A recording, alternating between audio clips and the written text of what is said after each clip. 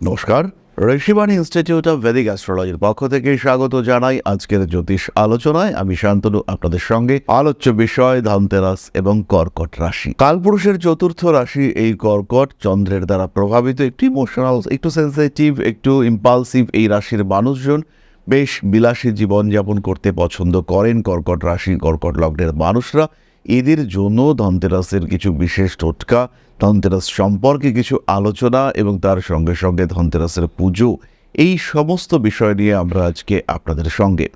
অন্যান্যবার আমরা ধনতেরাস সম্পর্কিত একটি ছোট্ট ভিডিও করি, কিন্তু এবার ধনতেরাসের গল্প কিন্তু আলাদা।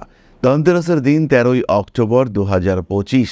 দেবগুরু বৃহস্পতি তিনি তার তুঙ্গ ক্ষেত্র প্রাপ্ত হচ্ছেন। ধনতেরাসের দিন 18ই অক্টোবর দেবগুরু বৃহস্পতি তিনি তার তুঙ্গ ক্ষেত্র প্রাপ্ত হচ্ছেন, এবং সেটা কোথায়? সেটা কর্কট রাশিতেই। দেবগুরু বৃহস্পতি প্রায় 12 বছর পর কর্কট রাশিতে প্রবেশ করছেন, এবং দেবগুরুর এই কর্কট রাশিতে অবস্থানকালে পরিবর্তন আসবে কর্কটের।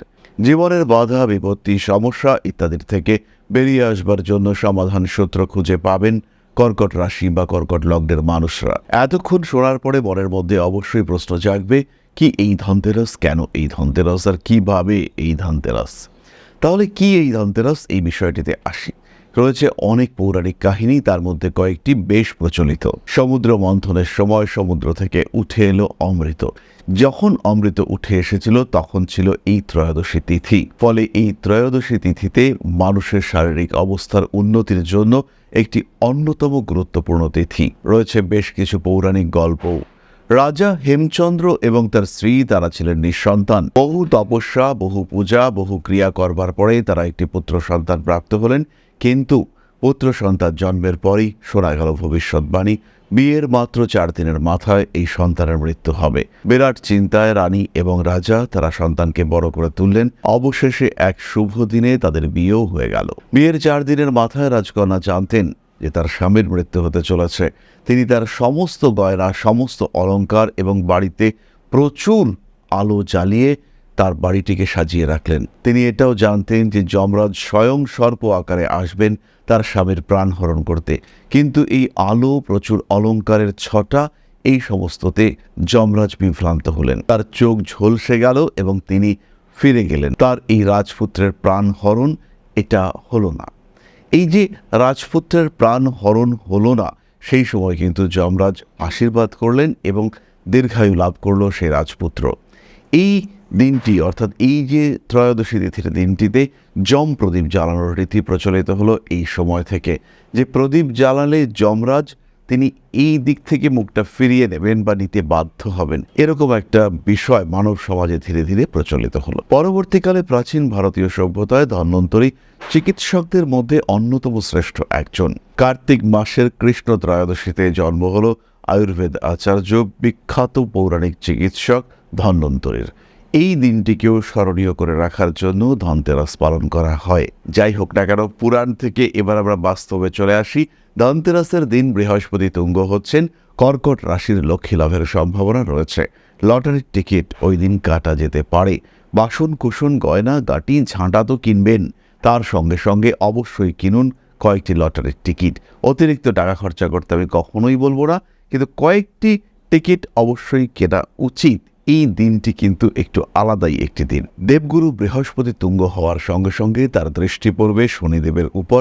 শনিদেব রয়েছে নবমে, অনুগৃহীত হবেন শনিদেব, এবং এই সময় কিছু একটা বড় চেঞ্জ কর্কটের জন্য আসছে, এই বিষয়ে কিন্তু নিশ্চিন্ত থাকা যায়। তাহলে এবার আমরা চলে আসি ধনতেরাসের তিথি, সময় ইত্যাদি সম্পর্কিত আলোচনা এবং কিভাবে কর্কট পুজো করবেন, কি টোটকা ব্যবহার করা যেতে পারে, এই সমস্ত আলোচনায় আমরা চলে আসি। খেয়াল রাখুন, 2025 ধনতেরাসের তিথি 18ই অক্টোবর দুপুর 1:19 থেকে শুরু হচ্ছে, আর চলবে 19শে অক্টোবর দুপুর 1:52 পর্যন্ত। কর্কট রাশি বা লগ্নের মানুষদের জন্য শুভ ক্রয় রূপোর পাত্র।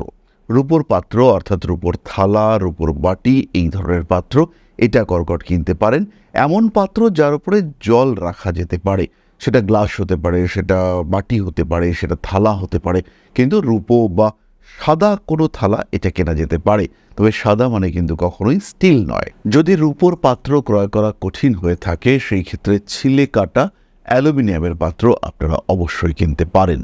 কেনাকাটা করার জন্য এবং পুজোর জন্য শুভ মুহূর্ত 18 তারিখ অর্থাৎ 18ই অক্টোবর 2025 5:09 থেকে 7:38 পর্যন্ত প্রদোষকাল থাকবে। পুজো করবার জন্য শুভ মুহূর্ত 6:41 PM অর্থাৎ বিকেল সন্ধে 6:41 থেকে 7:38 পর্যন্ত পুজো করা যেতে পারে। কর্কট রাশির মানুষরা পুজোর জন্য সাদা রং ব্যবহার করবেন, তার সঙ্গে সঙ্গে দুধ, চাল, শ্বেত চন্দন এবং রূপোর পাত্র এই বিষয়গুলি আপনার পুজোতে প্রয়োজনীয় হবে। সাদা ফুলের মাধ্যমে পুজো করবেন। পুজোর সময় রূপোর পাত্রে দুধ নিবেদন করবেন মা লক্ষ্মীর কাছে এবং তার সঙ্গে সঙ্গে সাদা আলপনা আঁকবেন। ব্যবহার করবেন চালের গুঁড়ো অথবা খড়ি মাটি। চালের গুঁড়োর ব্যবহার কিন্তু অনেক বেশি শুভ। পুজোর সময় যে মন্ত্রটি আপনারা ব্যবহার করবেন, ওম হ্রিং শ্রীং লক্ষ্মী নমঃ, এই মন্ত্রে আপনারা পুজো করুন। মা লক্ষ্মীকে পরান শ্বেত পুষ্পের মালা এবং পুজোর শেষে এই যে পাত্রটি আপনারা ব্যবহার করেছিলেন অর্থাৎ রূপোর পাত্রে দুধ নিয়ে পুজো করেছিলেন, পুজো সম্পূর্ণ হওয়ার পরে সেই দুধ, রূপোর পাত্রে যে দুধ রাখা হয়েছিল সেটি প্রসাদ হিসেবে গ্রহণ করুন এবং ওই রূপোর পাত্রের মধ্যেই চাল ভর্তি করে রেখে সাদা কাপড় হলুদ সুতো দিয়ে বেঁধে, সাদা কাপড় দিয়ে ঢাকা দিতে হবে, হলুদ সুতো দিয়ে বাঁধতে হবে, বাড়ির উত্তর পূর্ব করে স্থাপন করতে হবে। বেড়ে উঠবে পরিবারের শান্তি, সম্পদ এবং সমৃদ্ধি। দিনটা অসাধারণ। 12 বছর পরে এমন একটা দিন আপনারা পাচ্ছেন। আর আগামী কোনো দিন, ধনতেরাসের দিন বা এই ত্রয়োদশীর দিনে বৃহস্পতি তুঙ্গ হবে কিনা এই বিষয়ে কিন্তু যথেষ্ট সংশয় আছে। আমাদের জীবদ্দশায় হবে কিনা সেই বিষয়ে কিন্তু অবশ্যই সংশয় আছে। তাই এই দিনটিকে ব্যবহার করতে হবে, এই দিনটির শুভত্বকে ব্যবহার করতে হবে এবং দিনটিকে বেশ ভালোভাবে ব্যবহার করতে হবে। এই যে সহজ সরল টোটকা বা পুজো পদ্ধতি আমরা বললাম, এর মাধ্যমে, জপের মাধ্যমে নিজেদেরকে এনার্জাইজ করে তুলতে হবে। খেয়াল রাখবেন, শব্দই ব্রহ্ম এবং শব্দের মাধ্যমে আপনি বহু প্রাপ্তি সাধন করতে পারেন। শব্দের মাধ্যমে, জপের মাধ্যমে, ইষ্টমন্ত্র জপের মাধ্যমে আপনার জীবনের সমস্ত বাধা, বিপত্তি, সমস্যা, অশান্তি এগুলোকে আপনি কাটিয়ে উঠতে পারেন। এরপর আমি আপনাদের সঙ্গে একটা টোটকা শেয়ার করব। এই টোটকাটা যে খুব সহজ তা কিন্তু নয়। এই টোটকাটি করবার জন্য আপনাকে 8টি পান জোগাড় করতে হবে। সাধারণ পান, তার মধ্যে থাকবে কর্পূর, কেশর, ঘি, মধু এবং চিনি। কি থাকবে? কর্পূর, কেশর, ঘি, মধু এবং চিনি।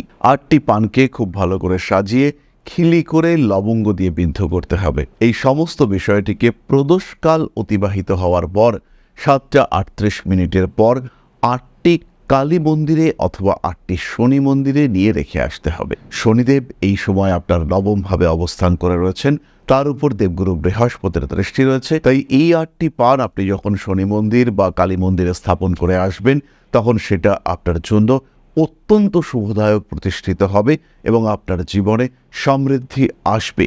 আপনার যে ইচ্ছে আকাঙ্ক্ষাগুলো রয়েছে সেগুলো ধীরে ধীরে পূর্ণ হতে দেখতে পাওয়া যাবে। এবং এই যে 8টি পান আপনি রেখে আসছেন, এই সময় আপনি 8টি মনস্কামনা 8টি মন্দিরে করে আসুন।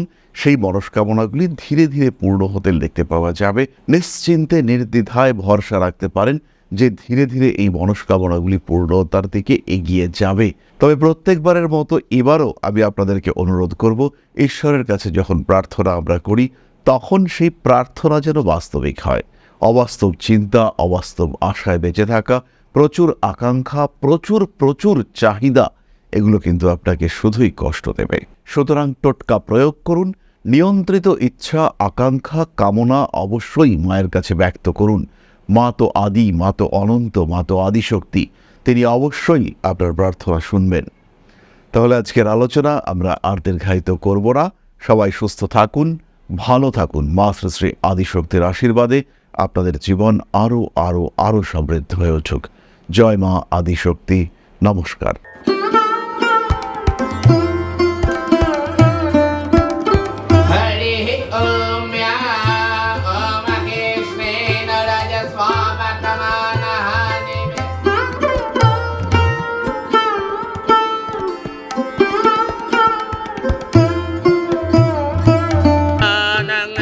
सर्गहेतुश्च पयस्नानं मृगेज्वदम् ह्रीं ह्रीं ह्रीं हुं हुं सिद्धे सिद्धिं शक्तिदेयं स्वाहा